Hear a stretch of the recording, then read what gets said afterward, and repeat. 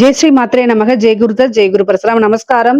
நான் கரூர்ல இருந்து வல்சலா பணிக்கர், பிரசன்ன ஜோதிடர். இன்னைக்கு நம்ம 2026ஆம் ஆண்டு குரு பயிற்சியுடைய பலன்கள் கடக ராசிக்கு எப்படி இருக்குன்னு பார்க்க போறோங்க. இது எப்ப குரு பயிற்சி வருது அப்படின்னா, திருக்கணிதப்படி ஜூன் மாதம் 1ஆம் தேதி 1/6/2026, வாக்கியப்படி 26/5/2026 அன்னைக்கு வருது.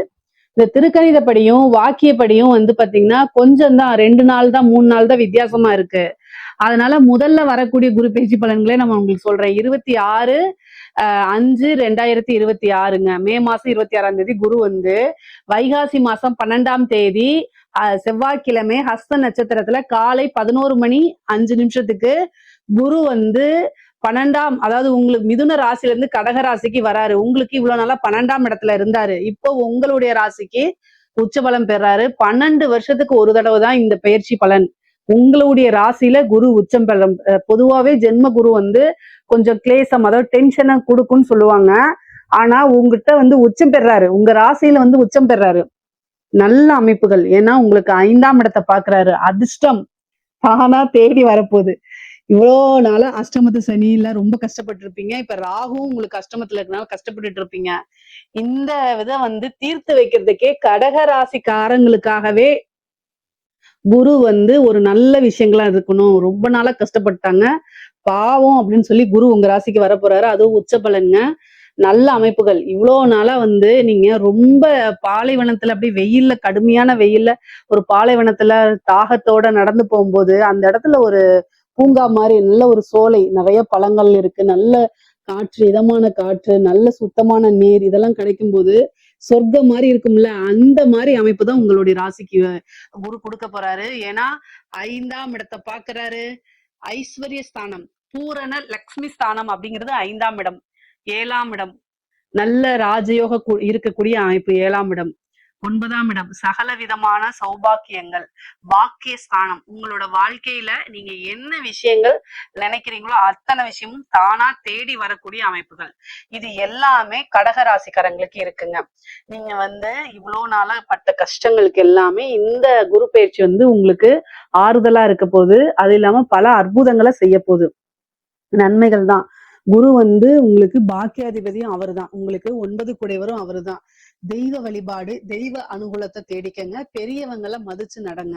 பொதுவா வயது முதிர்ந்தவர்களாக இருந்தாலும் சரி, உங்களுக்குன்னு ஒரு குருன்னு இருப்பார் இல்லைங்களா, நீங்க என்ன ஒர்க் வேணா பண்ணுங்க, என்ன தொழில் வேணா பண்ணுங்க, ஆனா உங்களுக்குன்னு ஒரு வழிகாட்டி, இவங்க நமக்கு குருன்னு மனசுல நினைப்பீங்களா, அவங்க சொல்ல கேட்டு நடங்க. ஏன்னா குரு உச்சபலம் பெற்றிருக்கும் போது ஒரு குருநாதருடைய ஆசீர்வாதங்கள், அதே மாதிரி உங்களுடைய வெல்விஷருடைய ஆசீர்வாதங்கள்லாம் வாங்கிக்கங்க. அது ரொம்ப ரொம்ப நல்லது. பெற்றோர்களை மதிச்சு நடக்கணும். குரு உச்சபலம் பெறும்போது நம்ம நல்லவனாக இருக்கும் பட்சத்தில், நல்லவனாக மீன்ஸ் கடகராசிக்காரங்களே நல்லவர் தான், நான் அதுல மாற்று கருத்து கிடையாது. பொதுவாவே குடும்பத்துக்காக உழைச்சு உழைச்சு ஓடா தேர்றதுல முதல் ராசி கடகராசி தான். தங்களை என்னன்னா, அதாவது ரொம்ப டெடிக்கேட்டடா குடும்பத்துக்கு பாத்தீங்கன்னா ரொம்ப டெடிக்கேட்டடா இருக்கக்கூடிய ராசிகள்ல 12 ராசிகள்ல முதல் ராசி கடகராசியை தான் சொல்லணும். அந்த அளவுக்கு டெடிக்கேட்டடா இருப்பீங்க. பட் ஆனா சில விஷயங்கள உங்களுக்காக நீங்க வாழ பழகிக்கங்க. அதுதான் ரொம்ப நல்லது. குரு உச்சபலம் பெற்றிருக்காரு, பல நன்மைகள் இருக்கு. இந்த டைம்ல நீங்களும் கொஞ்சம், அதாவது தியாகம் பண்ணாம நீங்க செல்ஃப் லவ் பண்ணுங்கன்னு சொல்ல வரேன் நானு. ஏன்னா உங்களுடைய ராசிக்கு அதிபதி சந்திரன். சோ சந்திரன் அப்படின்னாலே ஒரு தியாக மனப்பான்மை அப்படிங்கிற மாதிரி வரும். ஒரு சந்திரனை குறிக்கக்கூடிய கிரகம் என்னன்னா தாயை குறிக்கக்கூடியது. தாய் எப்பவுமே ஒரு தியாகியா தான் இருப்பாங்க. அவங்க குழந்தைங்களுக்காக தன்னையே தியாகம் பண்ணக்கூடிய அமைப்புல தானே இருப்பாங்க. சேம் கடகராசிக்காரங்களும் அப்படிதான் இருப்பீங்க. ஆனா என்னன்னா, இந்த குரு உச்சபலம் பெறும்போது கொஞ்சம் உங்களுக்காக செல்ஃப் லவ் பண்ணிக்கங்க.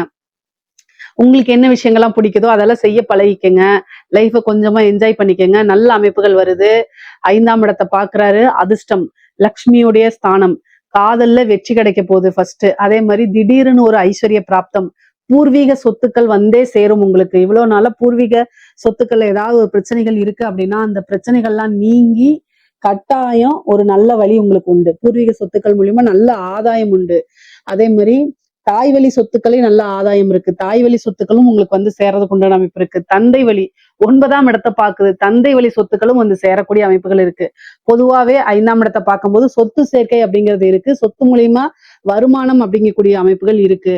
சரிங்க. அதே மாதிரி காதல்ங்கிறது 5ஆம் இடம் தான். காதல் ரீதியா இருக்கக்கூடிய பிரச்சனைகள், வெற்றியோ, தோல்வியோ உங்களுக்கு எல்லாமே நன்மையா மாறும். உங்களுடைய விருப்பத்துக்கு தகுந்த மாரி தான் இந்த குரு வந்து வேலை செய்ய போறாரு. ஏன்னா குரு உச்சபலம் பெற்று 5ஆம் இடத்த பார்க்கறதுனால, உங்களுக்கு என்ன விஷயம் நன்மையோ அத தான் செய்வாரு. நம்மளுடைய விருப்பங்கள அத்தனையுமே பூர்த்தி பண்ண போறாரு. அதனால நல்ல அமைப்புகள் உங்களுக்கு இருக்கனால, நீங்க என்ன விஷயங்கள்லாம் ஆசைப்படுறீங்களோ அத்தனையுமே சக்சஸ் பண்ணி வைக்க போறாரு.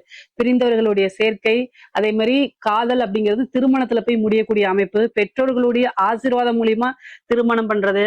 அதாவது திருமணத்துக்கு வந்து பாத்தீங்கன்னா 100% உங்களுக்கு குருபலம் இருக்கு. கடகராசிக்காரங்க திருமண வயதில் இருக்கக்கூடியவங்க, படிச்சுட்டு இருக்கவங்களுக்கு திருமணம் கிடையாது, திருமணம் பண்ணக்கூடாது, சட்டப்படி தப்பு. 25 வயசுக்கு மேல இருக்கக்கூடிய ஆணோ, பெண்ணோ தான் திருமணத்துக்கு உண்டான அமைப்புகள். அதத்தான் நான் இங்க சொல்ல வரேன். உடனே ஜோசியர் சொல்லிட்டாங்கன்னு படிக்கிற குழந்தைகள போய் பண்ணி வச்சிராதீங்க. திருமணம் நீங்க ஒரு வேலைக்கெல்லாம் போயிட்டு செட்டில் ஆனதுக்கு அப்புறம் 25 வயசுக்கு மேல எப்படியா இருந்தாலும் ஒரு உத்தியோகத்துக்கு போயிருப்பீங்க. அதுக்கப்புறம் நீங்க லவ்வ வந்து வீட்ல சொல்றதுக்கு தயங்கும் போது இந்த டைம்ல சொல்லுங்க. அது வந்து உங்களுக்கு சக்சஸ் ஆயிரும். என்ன அப்படின்னா 7ஆம் இடத்தையும் பார்த்து 9ஆம் இடத்தையும் பார்க்குது. அப்ப குரு பலம் பரிபூரணமா இருக்கனால பெற்றோர்களுடைய சம்மதத்தோடயே உங்களுக்கு திருமணம் ஆகக்கூடிய அமைப்புகள் இருக்கு. அதனால தாராளமா நீங்க சொல்லலாம். அதே மாதிரி திருமணத்துல எந்த தோஷங்களா இருந்தாலும் சரி, அதெல்லாம் நிவர்த்தி பண்ணலாம். அதே மாதிரி திருமணத்துல எந்தவித தடையுமே இருக்காதுங்க. புதுசா பார்ட்னர் போறதுக்கு உண்டான அமைப்பு இருக்கு. நான் பிசினஸ் ஸ்டார்ட் பண்ணலாமான்னா தாராளமா ஸ்டார்ட் பண்ணலாம். நான் ஒர்க் பண்ணிட்டு இருக்கேன். ஆனா என்கிட்ட இன்வெஸ்ட்மெண்ட் பண்றதுக்கு வந்து ஐடியாஸ் இருக்கு. எனக்கு ஒரு நல்ல பார்ட்னர் கிடைக்க மாட்டேங்கிறாங்க அப்படின்னா, இந்த டைம்ல குரு 7ஆம் இடத்த பாக்குது. அப்போ உங்களுக்கு ஒரு நல்ல பார்ட்னர் கிடைப்பாங்க. உங்களுடைய ஜாதக ரீதியா, லக்ன ரீதியா பார்ட்னர்ஷிப் போடலாமாங்கிறத பார்த்துக்கிட்டு, தொழில்ஸ்தானம் எப்படி இருக்குங்கிறத உங்களுடைய ஜோசியர் இருப்பாங்க இல்லையா? ஃபேமிலி ஜோசியர் இருப்பாங்களா? அவங்க கிட்ட கலந்து ஆலோசிச்சுட்டு அதுக்கப்புறம் பண்ணுங்க. ஆனா இது நல்ல இன்வெஸ்ட்மெண்ட் பண்றதுக்கு நல்ல டைம். காசு பணம் வர்றதுக்கு நல்ல டைமா இருக்கனால, வரக்கூடிய பணங்கள வந்து ஒரு நல்ல இடத்துல இன்வெஸ்ட் பண்றது தப்பு கிடையாது. புதுசா ஸ்டார்ட் பண்ணலாம். உத்தியோகத்துல இருக்கவங்களுக்கு ப்ரொமோஷன்ஸ் கிடைக்கும். திடீர்னு ஒரு அதிர்ஷ்டம் கிடைக்கும்.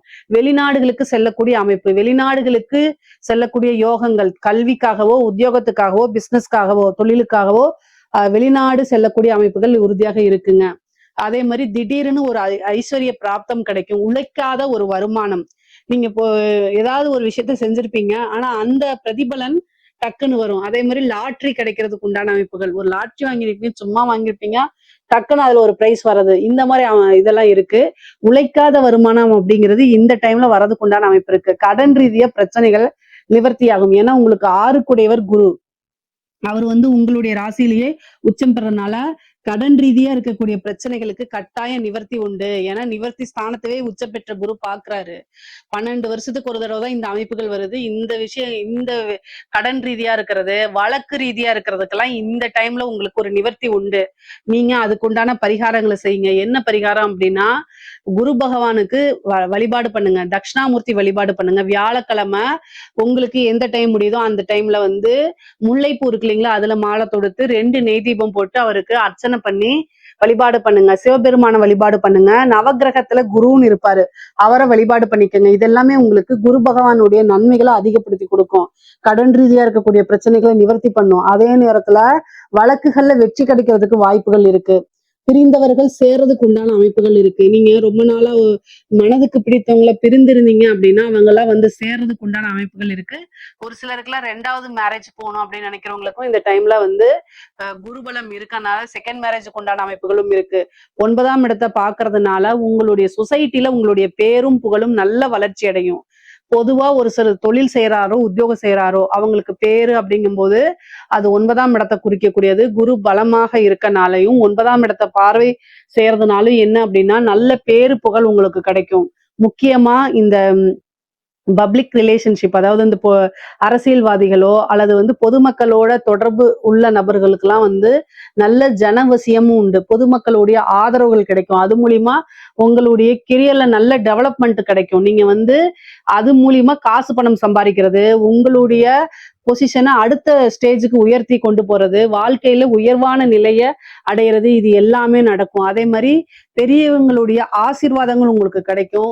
சொசைட்டில பெரிய மனிதர்களுடைய தொடர்புகள் கிடைக்கும். பழக்க வழக்கங்கள் உங்களுடைய சர்க்கிள்ல பெரிய லெவல்ல ஆகும். அப்போ வந்து என்னன்னா உங்களுக்கு நீங்க ஏதாவது ஒரு பிசினஸோ உத்தியோகம் வந்தா அடுத்தடுத்த ஸ்டேஜுக்கு வளர்ந்துட்டு போகக்கூடிய அமைப்புகள்லாம் இந்த வருடம் இருக்கு.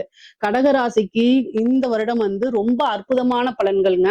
பெண்களை பொறுத்த வரைக்கும் சொல்லவே வேண்டாம். ஆடை ஆபரண சேர்க்கை இருக்கு, சொத்து சேர்க்கை இருக்கு, உங்க பேர்ல வீடு வாகனங்கள் வாங்கக்கூடிய அமைப்புகள் இருக்கு, கோல்டு வாங்குறது, உங்களுக்கு பிடிச்ச விஷயங்கள்லாம் செய்யறது, குடும்பத்தாருடைய ஆதரவுகள் கிடைக்கிறது, கணவன் மூலியமா நல்ல ஆதாயங்கள் கிடைக்கிறது, மனம் மகிழ்ச்சியாக இருக்கிறது, நீண்ட தூரம் பிரயாணம் பண்றது, அதே மாதிரி புனித யாத்திரைகள், புனித நதிகள்ல நீராடுறது, இந்த மாதிரி அமைப்புகள்லாம் இருக்கு. பொதுவா 9ஆம் இடத்தை குரு பாக்குறதுனால ஒரு தெய்வத்தை உபாசனை எடுங்க, ஒரு குருநாதர் வழிபாடு பண்ணுங்க, குருவுடைய ஆசீர்வாதங்கள் வாங்குங்க. ஏன்னா உச்சபலம் பெற்றிருக்கும் போது குருவோடைய ஆசீர்வாதம் வாங்கும் போது உங்களுக்கு வரக்கூடிய ஐஸ்வர்ய பிராப்தம் பல மடங்கா இருக்கும். சகல விதமான சௌபாக்கியங்களும் வந்து சேரும். எந்த காரியங்கள் எடுத்தாலும் சரிங்க, அதுல உங்களுக்கு வெற்றி கிடைக்குங்க. இந்த விஷயங்கள் அப்படிங்கறதெல்லாம் இல்ல. படிப்புல வந்து நல்ல உயர்வான நிலையை அடைய முடியும். நீங்க என்ன விஷயங்கள் நினைக்கிறீங்களோ அத்தனை விஷயத்தையுமே வெற்றி பெற செய்ய முடியுங்க. இந்த வருடத்துல நீங்க சாதிக்க முடியலன்னா அப்புறம் அடுத்தது 12 வருஷம் வெயிட் பண்ணணும். அந்த மாதிரி ஒரு அமைப்பு வருது. அதனால இந்த வருடத்திலேயே நீங்க பிளான் போட்டு வச்சு ஒவ்வொரு விஷயத்தையும் செஞ்சுட்டே வாங்க. எல்லாமே சக்சஸ்ல முடியும். இதுதான் அப்படிங்கிறது கிடையாது. கடகராசிக்காரங்களுக்கு இந்த வருடம் குரு இருக்கிற வரைக்கும் தோல்வி அப்படிங்கக்கூடிய ஒரு விஷயமே கிடையாது. அதே மாதிரி இன்வெஸ்ட் பண்றது, காசு பணம் கொடுக்கறது, இந்த மாதிரி விஷயங்கள ரொம்ப ஆலோசனை பண்ணி யோசிச்சு உங்களுக்கு ஐடியா இல்லாத பட்சத்தில் உங்களுக்குன்னு வெல்விஷர் யாராவது இருந்தாங்கன்னா அவங்க கிட்ட கேட்டு தீர்க்கமான முடிவெடுத்ததுக்கு அப்புறம் மற்ற விஷயங்கள்லாம் செய்யுங்க. ஏன்னா நீங்க உதவி பண்ண போறேன்னு சொல்லிட்டு அது பிரச்சனை ஆயிடக்கூடாது. ஏன்னா குரு 6 குடையவருமா இருக்கனால. அதனால மெயினா வந்து பாத்தீங்கன்னா காசு பண விஷயங்கள்ல ரொம்ப கவனமா இருக்கணும். எதுக்காக இதை சொல்றேன்னா டிசம்பருக்கு அப்புறம் குருவோட கேதுவும் உங்க ராசிக்கு வரதுனால இந்த குரு கேது இணைவு, இந்த குரு கேது இணைவு அப்படிங்கிறது வந்து சில டைம் கடன் பிரச்சனைகளை கொடுத்துரும். அதுக்காக ஜாமீன் கையெழுத்து போடுறத அவாய்ட் பண்ணிக்கோங்க. இப்பவே குருபலம் வரும்போது காசு பணம் வரும்போது ஃப்ரெண்ட்ஸ் மூலியமா ஏதாவது வந்து யோசிக்காம சில தவறுகளை செய்யறதுனால பிரச்சனைகளை மேற்கொள்ற மாதிரி வரும். கவனம். தேக ஆரோக்கியத்துல கவனம் இருக்கணும். ஏன்னா 6 குடையவர் குருவா இருக்கனால உடல் ரீதியான பிரச்சனைகள் வரத்துக்கு வாய்ப்புகள் இருக்கு. ஆனாலும் 7ஆம் இடத்தை குரு பாக்குறதுனால எந்த பிரச்சனையா இருந்தாலும் அதுக்கு நிவர்த்தி உண்டு. அதனால கவலையே வேண்டாம். உங்களுக்கு பரிபூரணமான குருபலம் இருக்கனால, அமைப்புகளும் இருக்கனால, தெய்வத்துடைய பரிபூரண ஆசிகளும் இருக்கனால அனைத்துமே நன்மை. கலைத்துறை சார்ந்தவங்களுக்கு எல்லாம் ரொம்ப அருமையாக இருக்குது. நிறைய காசு பணம் சம்பாதிக்கிறது, மக்கள் கிட்ட சென்றடைகிறது, பிரபலமாகிறது, புது வாய்ப்புகள் வர்றது, இது எல்லாமே உங்களுக்கு நடக்கும். உத்தியோகத்துல இருக்கவங்களுக்கு திடீர்னு ஒரு ஜாக்பாட் தான் வச்சுக்கோங்களேன். ப்ரொமோஷன், சேலரி இன்க்ரிமெண்ட், நீங்க நினைச்ச துறையில வேலை வாங்குறது, இந்த மாதிரி அரசாங்க உத்தியோகத்துல இருக்கவங்களுக்கும் இது ஒரு சூப்பரான அமைப்புகள். பொதுவாவே கடக ராசியை பொறுத்த வரைக்கும் பொருளாதார நிறையும் நல்ல உயர்வுல இருக்கு. அதே மாதிரி ரிலேஷன்ஷிப் உறவுகளுடைய இது நிலையும் வந்து பாத்தீங்கன்னா நல்ல அற்புதமா இருக்கு. கடக ராசிக்கு இந்த குரு பயிற்சி சகல விதமான சௌபாக்கியங்களும் அஷ்ட ஐஸ்வர்ய பிராப்தமும் கொடுக்கும், உறுதியாக உண்டு. அதே மாதிரி இதுல ஏதாவது சந்தேகங்கள் இருக்கு அப்படின்னா கமெண்ட்ஸ்ல கேளுங்க, கட்டாயம் நான் ஆன்சர் பண்றேன். நம்மளுடைய சேனலை லைக் பண்ணுங்க, ஷேர் பண்ணுங்க, சப்ஸ்கிரைப் பண்ணுங்க. நன்றி, வணக்கம்.